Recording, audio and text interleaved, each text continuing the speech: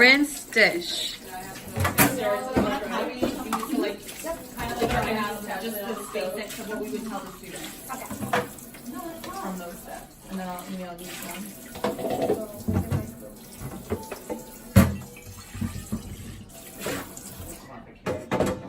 Open dishwasher.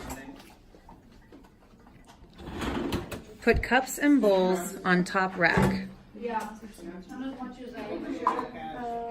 Yeah, one day I made 188. And then I was like, that's good. And then I read. Put dishes on bottom rack. You want me to put bowls back there or just So we can do something else. We can. You can use both parts. Okay. Forks, spoons, and knife in basket.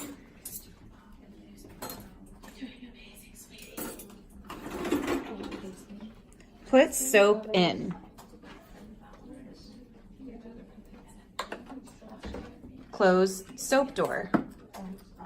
Press start and close the door.